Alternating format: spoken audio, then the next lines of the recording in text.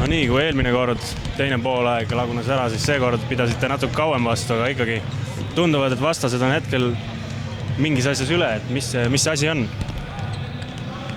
Jah, kui kaotad, pead ütlema, et vastased on üle, aga rohkem on, nagu ma arvan, kinni meis, et kui me viskame siin 47 punkti, 50 punkti, et siis loota finaalis või ükskõik kus võitu on väga raske. Me peame leidma see üks hea emotsiooni, mille pealt mängida, et praegu meil nagu millegi pärast, ma ei tea miks, talle nagu natuke nagu tööks läinud meil asi. Ongi, et välja mängitud kohtade pealt mehed tulistavad järjest mööda, et kuidas siis niimoodi, et kõige tähtsamates mängudeks lihtsalt enesekindluses asi või lihtsalt halb õnn?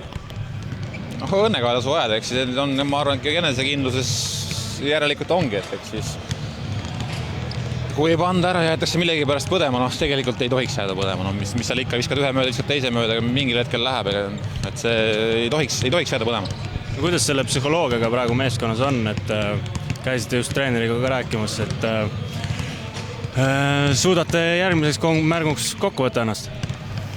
Muidugi tuleb suutaks, meeskonnas praegu muidugi peale kaotust on selline ebameeldiv jälle ja selline vaikne meeleolu, aga muidu üldiselt on nagu okei, et meil see meeskonna meeleolud, ma ei saa aru, miks ta meil nagu mängus ära kaob, et seda üksteise toetamist ja sellisest ühe satsist välja tulemist on nagu natukene jääb tõesti praegu puudu.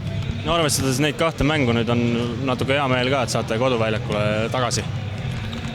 Eks ikka kodus on ikka lihtsam mängida, muidugi siin on ka alati väga hea mängida ja siin on mõnus atmosfäär, aga paraku nüüd meil ei ole siin õnnestunud rünnaku pool.